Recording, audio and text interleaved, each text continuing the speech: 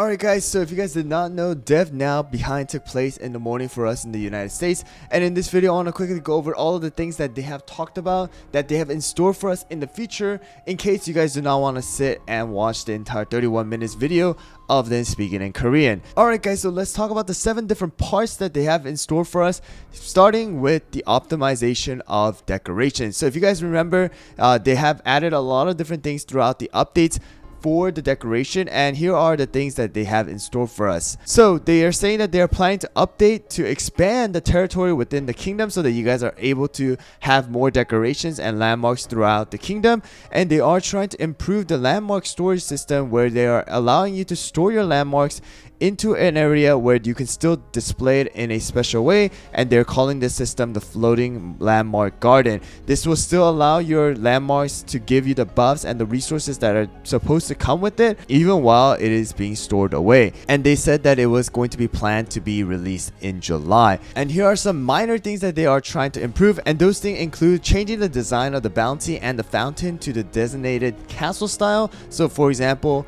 if it's Darker Cow Castle, changing it to a Darker Cow Castle themed color. And another thing is allowing you 4 different directions for you to switch your decoration, especially for something like a chair or table, so that you guys can have your cookies face each other. And also adding an undo as well as a redo button in case you guys do mess up while you guys are decorating your kingdom. And on top of that, they have some long-term goals that they have that they do not know exactly when they're going to release it, but they have something in mind, and that includes the interior cookie house design customization. This will basically allow you to actually design each of these cookie houses according to how you guys want it. So for example, if you want an herb themed house, then you could have an herb themed house and make it all plant-based or gingerbread or whatever you guys are planning to do. And they're also planning to add an island decoration area where you are going to have a separate island where you can go and focus on just decorating to your own style and feel. So it will be a bit smaller than your own kingdom, but a entire area designated for decoration. And also they're trying to give the players who are focusing on the decorating aspect of the game some reward, and to also promote decorating in the game by adding some new features called Kingdom Tour system as well as a recommendation system. We don't know the exact detail of these rewards or any of these systems as of now,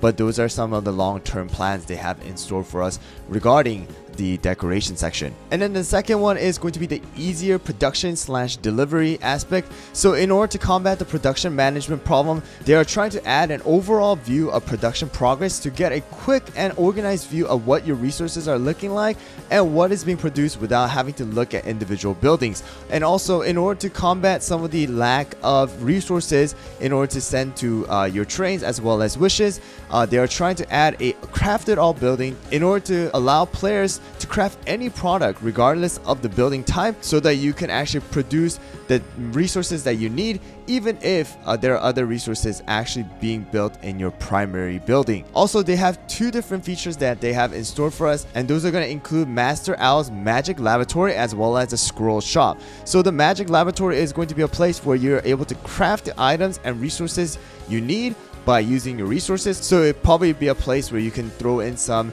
resources to get some powders, ESP star jellies, and things like that. And also the Scroll Shop is going to be a place where you can exchange your surplus items for goods and other seasonal gifts and events throughout the year when they do have a separate event.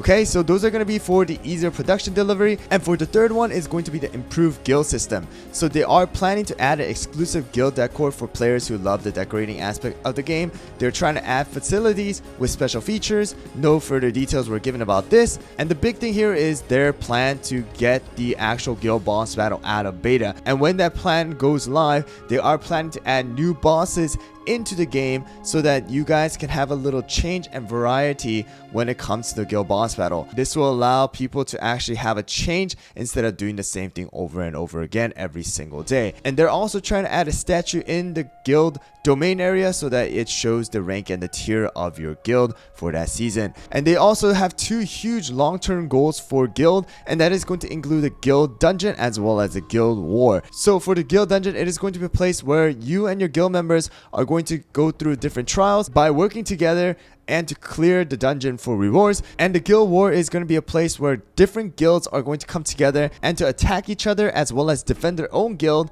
and allow a place where you have to really work together and strategize with your guild members. And we also have PvP content as well. So they're trying to add another competitive game mode for quote-unquote champions who wants to go even higher in the ranks. So no further details were given about this aspect of the game, but this is probably for more of the really hardcore PvP content gamers, as well as long-term goal. They're trying to add a strategic battle mode in order to allow players throughout the different level groups to enjoy and challenge themselves, rather than just having to focus on building the best cookies and using that cookie in battle. And the fifth one is going to be the benefits for new and returning players. So they're planning to increase the amount of currency and rewards as players progress throughout the game, so that it is going to be most likely getting more skill powders, EXP star jellies, coins, and some crystals here and there.